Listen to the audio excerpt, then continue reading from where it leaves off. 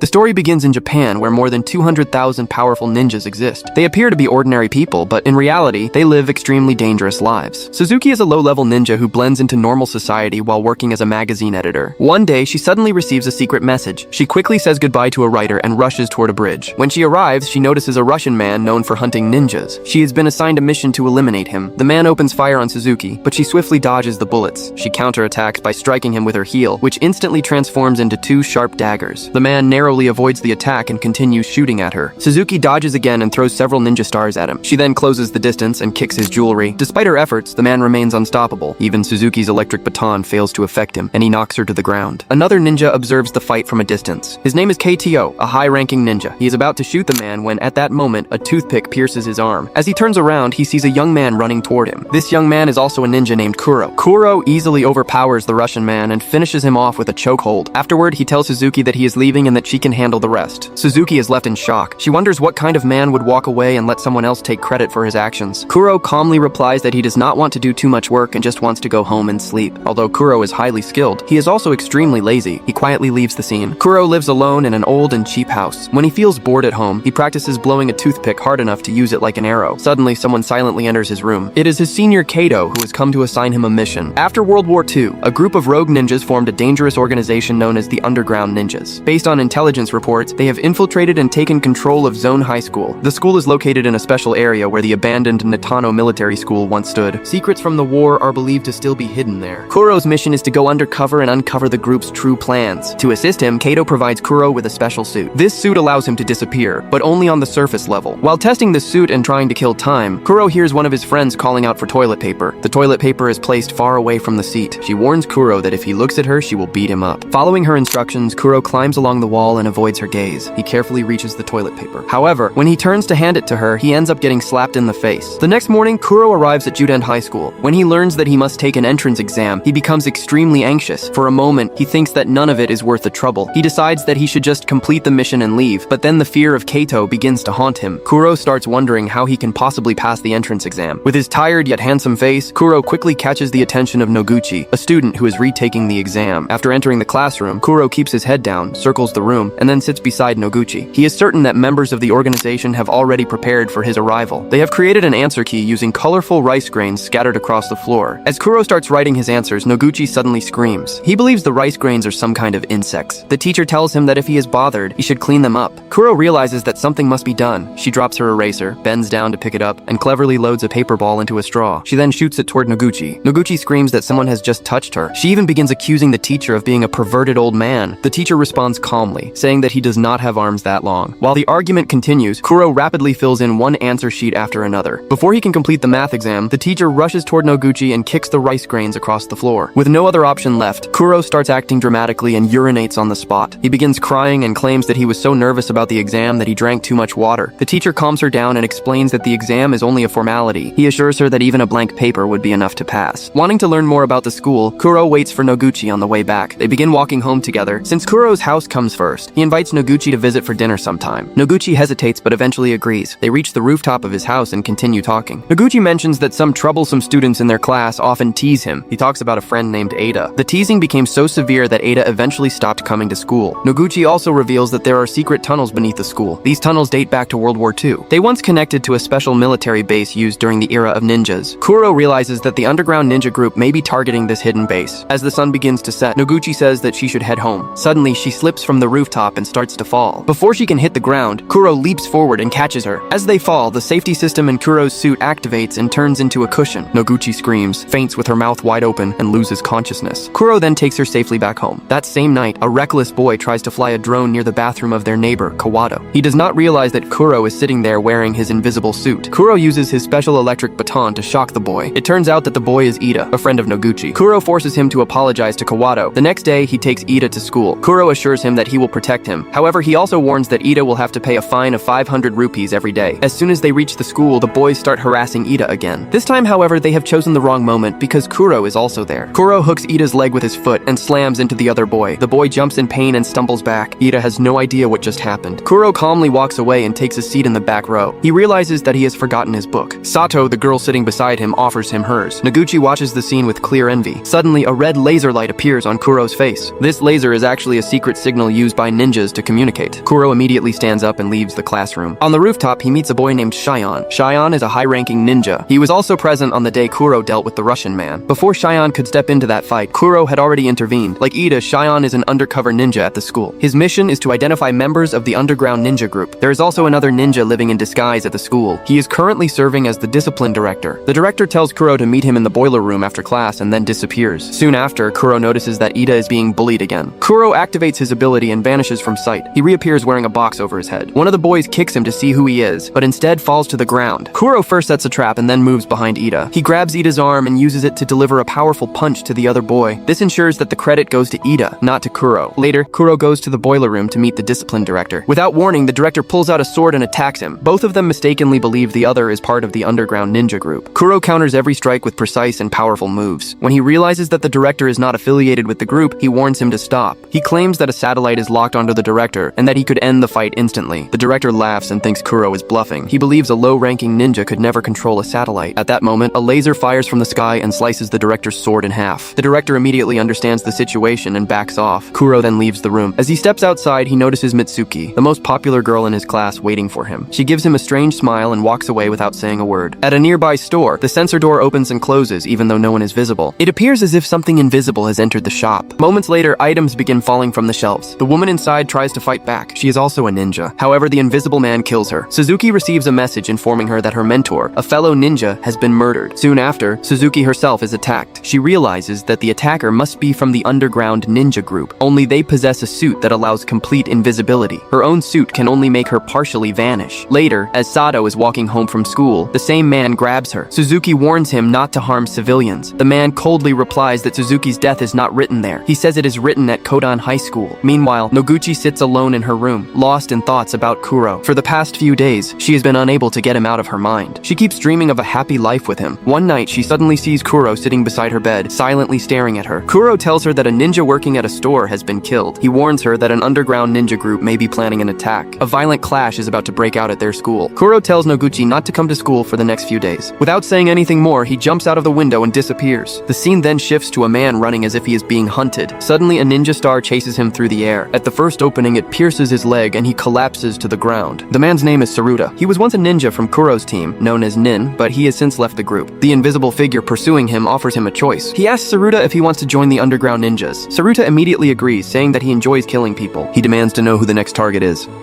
It is then revealed that the invisible ninja responsible for killing other ninjas is Saruta himself. The next morning, as a student heads to school, Saruta decapitates him with a single strike. He takes the body with him and disappears. Despite Kuro's warning, Noguchi goes to school to look for him. At the entrance, the school director notices her. Noguchi desperately explains everything Kuro told her about the school being destroyed. The director realizes that a battle is about to erupt. He hands Noguchi a ring and asks her to give it to Kuro. He urges her to find him, saying that the matter is extremely important. Shortly after, Saruta arrives inside a classroom with the student's body. Still unseen, the headless corpse suddenly drops in front of everyone. The classroom erupts into chaos. Saruta begins killing students one by one. Some manage to escape, but Saruta continues chasing them. Soon, Suzuki and Shion receive news that an underground ninja is attacking the school. Suzuki arrives and witnesses the massacre with her own eyes. She draws her wand and prepares to fight. The assassin removes his invisibility suit and takes off his mask. Suzuki recognizes him. Saruta coldly asks if she remembers him. He reminds her that when they studied at this school, he loved her deeply. He accuses her of mocking his feelings and running away. Consumed by anger and hatred, Saruta shows no mercy. The two clash in a brutal fight. Suzuki gains the upper hand and moves close to victory. However, she fails to realize that Saruta's suit can absorb lightning attacks. Because of this, her wand has no effect on him. Just as Suzuki is about to be defeated, a man crashes through the glass. It is the same high-ranking ninja. Saruta immediately understands the situation. Facing him, Saruta knows he stands almost no chance. That is why he puts on his mask and quietly disappears. However, Kaido has no trouble dealing with this. He slashes his own arm at lightning speed and throws his blood towards Saruta. The blood stains Saruta's suit and reveals his invisible body. Kaito immediately attacks Saruta with his sword. Saruta's advanced suit suddenly inflates like a balloon and blocks the strike. Taking advantage of the moment, Saruta manages to escape. Meanwhile, Noguchi continues searching for Kuro. She suddenly runs into a panicked Ida. Ida tells her that he, Kuro, and another boy went into the tunnel area. There is a rumor that a hidden passage leads to an underground bunker. Ida explains that he and the other boy were too afraid to go inside. Now he is worried that Kuro may be in danger. At the same time, Kuro encounters a girl inside the tunnels. She is Mitsuki, the one who planned everything from the beginning. Mitsuki is far more powerful than Kuro ever imagined. Kuro throws a bomb at her in an attempt to stop her. Moments later, she is seen hanging from the wall by a single finger. Kuro then throws 2 high-voltage cables at her. She catches them with her bare hands as if electricity has no effect on her. Elsewhere in the school, Saruta continues wandering through the corridors. Suddenly, Shion appears in front of him. Shion draws his sword and begins confronting Saruta with incredible speed and skill. He cleverly scatters broken glass across the floor. This allows him to track Saruta's movements by sound. Even his teddy bear helps pinpoint Saruta's exact location. Shion manages to pin Saruta against a wall. Saruta would have been killed by a satellite strike within seconds. However, he escapes at the very last moment. Shion chases Saruta and catches up with him on the rooftop. He delivers a powerful sword strike, but only Saruta's empty suit remains behind. Saruta suddenly attacks Shion from behind. Shion tries to evade the surprise assault, but his sword snaps in half. Although Shion is the more skilled fighter, the underground ninjas possess superior weapons. During the struggle, Shion suffers a critical wound to his shoulder. Wounded and terrified, he can only defend himself with half of his broken sword. He is on the verge of defeat. At that moment, Kaido arrives and turns the situation around. He drives his sword straight through Saruta's body. Saruta's rampage finally comes to an end. Kaido saves Shion's life. Deep inside the tunnels, Kuro is losing his fight. He realizes that defeating Mitsuki is nearly impossible due to her overwhelming power. Still, Kuro wants to understand her true motive. He asks why she is doing all of this. Mitsuki finally reveals the truth. She deliberately spread false information to lure all the ninjas to the school. This allowed them to activate the laser satellite and locate its position. By hacking the data, they managed to pinpoint the satellite. Now one of their allies has already reached it. One of their special suits is even capable of functioning in space. As Mitsuki launches another deadly attack, Kuro struggles to defend himself. He barely withstands her immense strength. In reality, he is only buying time. He is waiting for his friends to arrive and save him. Just then, Noguchi arrives with Ida. Noguchi gives Kuro the ring that the discipline director told her to deliver. Kuro activates the ring and extends its antenna. At that moment, a drone arrives carrying a sword. Kuro grabs the sword, kicks Mitsuki into a cloud of dust, and looks for an opening. Soon, the two face each other in a fierce confrontation. Kuro quickly realizes that attacking Mitsuki head-on is a mistake. He understands that he must dodge and strike suddenly. His vanishing suit proves useless because it only hides his upper body. Even after activating it, Mitsuki can still see him clearly. Kuro keeps questioning how long he can survive fighting like this. Each attempt ends with him being overpowered. In the end, he accepts that he cannot win through normal means. Kuro realizes there is only one way to defeat Mitsuki. He launches a direct assault using a powerful technique. Putting his own life at risk, he charges forward without hesitation. Kuro's sword pierces straight through Mitsuki. At the same time, Mitsuki's blade strikes Kuro. Kuro forces Mitsuki back and she pulls the sword out. Mitsuki collapses to the ground. Kuro has reached his physical limit. Badly injured, he stumbles and falls. Noguchi rushes to him, lifts him up, and helps him escape. Meanwhile, a member of the underground ninja group infiltrates the satellite. He uploads a virus into the system and takes control of the laser network. With a single turn of the dial, the power is raised to maximum. The laser locks onto the school as its target. After expanding its output, the laser completely destroys the school. The massive explosion sends violent tremors through the underground bunker. The bunker begins to collapse, and the exit is far away. Noguchi and Kuro try to escape, but Kuro is critically injured. Fearing that he will not survive, Kuro removes his vanishing suit. He places it over Noguchi to protect her. Debris begins crashing down all around them. After some time, Noguchi emerges alone. She realizes that the special suit saved her life. Kuro sacrificed himself to save her and protect the world. However, at the end of the film, a final twist is revealed. Kuro's twin brother, Juro, appears for unknown reasons. He comes to meet Noguchi, leaving the story on a mysterious note. If you enjoyed the video, please like it and subscribe to the channel. See you in the next video.